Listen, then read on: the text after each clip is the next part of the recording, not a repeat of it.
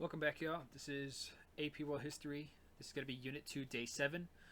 Reminders to make sure you have your history notebook out and that you're taking notes as you move through the video. And also make sure that you're completing the vocabulary for this video, which will be in the next slide and down in the description as always. Let's go ahead and get started. Key terms for today are going to be the Partition of Poland, the Caucasus, Siberia, the Great Northern War, the Law Code of 1849, Avakum, Intelligentsia, thick journals, and of course Puchachev's rebellion. Key concepts: we're going to analyze the political expansion of Russia during the end of the early modern period, explain the causes for discontent in early modern Russia and its effects, discuss the cultural changes in Russia at the end of the early modern period. So, the Russian Empire in Europe, they have a lot of enemies, especially in Europe. And a lot of their neighbors are their enemies. So we have Sweden to the north, Poland to the west, and the Ottoman Empire to the south. For Russia to expand westward, they're going to have to confront these enemies. They're going to take over parts of Sweden with the Great Northern War. They're going to take up part of the Baltic and Swedish area. Poland and Lithuania. They're eventually going to partition Poland in the 1790s, and the reason they want Poland is because Poland, Lithuania, which is this democratically elected monarchy, so their policies are changing all the time, really they attacked Russia during the time of troubles after Ivan the Terrible's death, and so they just kind of remained a permanent enemy, and you can still see a lot of that resentment today in the 20th century. They're going to completely absorb the Ukraine and the city of Kiev into Russia, which again, even today, is a big point of contention. In the 1790s, Austria, Prussia, and Russia are going to kind of conquer and separate Poland into three separate kind of entities and kind of add them to their own countries. Southern expansion into the Ottoman Empire. They push into the Balkans, into the Greeks, and kind of the Baltic region north of Turkey. They're welcomed by Greek Orthodox minorities. And due to all this kind of rapid expansion, France and England are going to put a stop to it due to the whole balance of power concept we talked about earlier in this unit, where it's up to the other countries to keep expanding countries in check. So here's that partition of Poland. Again, the largest majority is going to go to Russia. Kind of the northern part's going to go to Prussia, and then kind of the southwestern part is going to go to Austria. Now, in the Caucasus region, which is kind of this border between, in the south, between Russia and Turkey, this is going to be an area where many Cossacks are going to be resettled as to act as kind of a border guard between kind of the Ottomans and the nomadic Arabic tribes in this region that are very active in the slave trade. This is going to be an area of conflict and an area of kind of tension for a long time, and even somewhat today. Now, that's kind of southern Russia, southern European Russia. Of course, we have in Asia, we have Siberia. And the conquest of Siberia was deemed necessary by Peter the Great to prevent the return of the Mongols and the nomads. Local peoples and native peoples in this area were forced to pay tribute in furs to Russian forts. The native peoples of Siberia, they're very much, live off the land. They hunt, they fish, they herd reindeer. And they're very independent. So they're going to resist this kind of Russian expansion conquering. And one of the groups, the Yakut people, are going to resist. They're going to be crushed. So much so that 70% of the population is killed. Well, it's a very hard life, right? It's Siberia, it's negative, zero all the time, right? Well, since the Russians are coming in, they're kind of expanding, well, they're bringing European diseases, right? That due to them due to the cold nature and the harsh nature and their kind of isolation in Siberia, they were kind of away from. But smallpox reduces the population in Siberia by half. And most of the Siberian natives never converted to Christianity.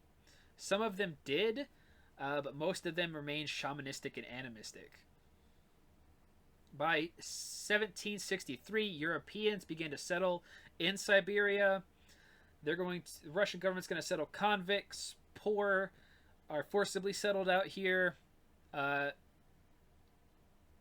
Cossacks are also free. Cossacks are going to be settled out here as trappers, soldiers, serfs. Again, prisoners, and the poor are moved out of Russia, like European Russia, and moved into Siberia. And Russia is actually going to not stop expanding. They're even going to expand into the Americas. They're going to have all of Alaska, and they are going to settle parts of West Canada. Now, let's talk about Russian life. The majority of the Russian people at this time live in rural countryside villages, small isolated villages. They're centered on the church, markets. They're all peasant villages. They're very, very isolated. These are going to be places with large extended families. The males are head of the household. They're the ones working in the fields. They're going to run the village as elders and leaders. Life is hard. It's not easy to live in an isolated place where you don't have really any access to the outside world. Men worked in the fields, herded, created grain and food, and hunted and gathered wood and things. Where women just kind of maintained the home. They sewed, they loomed, or they created things that kept the house in order. And due to this kind of isolation, the illiteracy rate in Russia was extreme. Now, Russian serfdom was more flexible before the 17th century.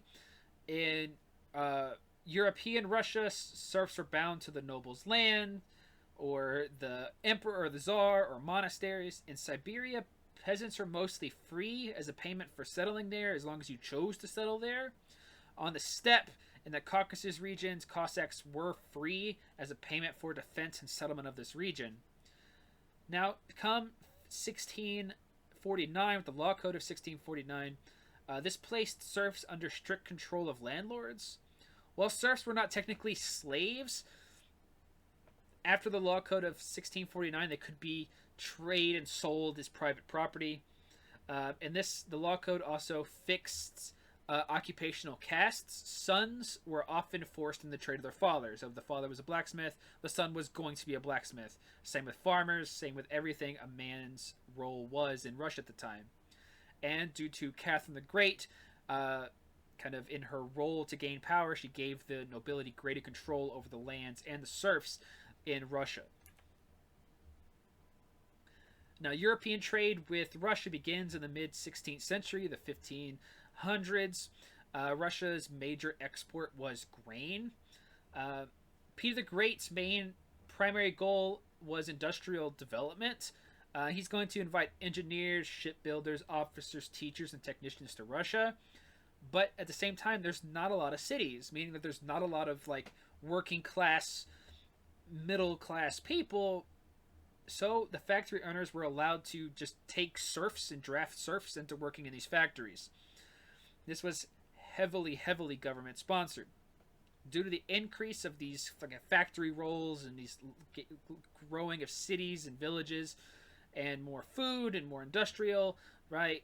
The population in the 18th century doubles from 15 million to 30 million. Now, again, most of the population was still rural, mostly villages and hamlets, with cities being very rare, such as St. Petersburg, Moscow, Kiev, which was taken over, and a few others, but not many major cities like you'd see more in Western Europe. Now, due to all these changes, is everyone going to be happy? No. Right? And Peter the Great's fixing or trying to change the Orthodox Church into more Caesaro-Papism. By the mid-17th century, the Patriarch of the Russian Orthodox Christianity of Patriarch Nikon of Moscow promoting reform. He wanted to standardize Orthodox rituals, promote religious instruction in Greek and Latin. Although he was backed by czars, Nikon's reforms were denounced by conservatives. Enter Avakum. Avakum was an Orthodox priest and leader of religious conservatives known as the Old Believers. And the Old Believers refused to accept the reforms of Nikon. They also attacked the government policies of serfdom and taxation.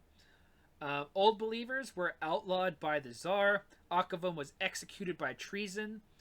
The Old Believers were not wiped out, but instead split into different sects and kind of spread out, and some of them will reach all the way as far as Alaska. And the Tsarist control over the church tightened in between the 16th and 18th centuries. Peter the Great is going to change the calendar to the Gregorian calendar, and introduce Western practices into the church. And again, he's going to form it into the Tsar is in charge of the state, making again caesarial papism. But by the Old Believers, Peter the Great was considered the Antichrist because of how he persecuted them. To kind of round off for today, we're going to talk about the Enlightenment in Russia. Peter's Westernization included art, ballet, and music, literature, and ideas. Peter's also going to recognize the role of Western education in kind of growing their community and their their country. He's going to create the first secular education system. There's going to be elementary schools that are open to everyone, are open to the nobility. He's going to found an Academy of Sciences. It's not until Catherine the Great that they expanded elementary schools to include all children, well, except if you're a serf. But Catherine's really going to kind of push for more enlightenment in Russia, Western literature, and they even promoted Russian literature. She was a great friend of Voltaire, and she even promoted inoculation against smallpox, which is when they give you a little bit of the disease so your body can build an immunity to it. So when the big disease comes, you're fine. We have a new unofficial social class known as the Intellegentsia. The Intelligentsia, sorry. And this is a kind of social class of intellectuals that they're kind of spread new ideas and kind of really promote Western thinking, known as thick journals. And this is encouraged by Catherine the Great, but at the same time, if the government didn't like it, they were going to censor it. Intellectual and cultural experimentation ended after Pugachev's rebellion and the French Revolution, which is going to scare Catherine the Great into becoming more traditional. And yeah. So that's where we're going to end for today. Please make sure that you are completing your notes as you move through the video, and you complete the vocabulary, which is the beginning of the video, and down in the description as always. Thank you guys, and I'll see you guys in class.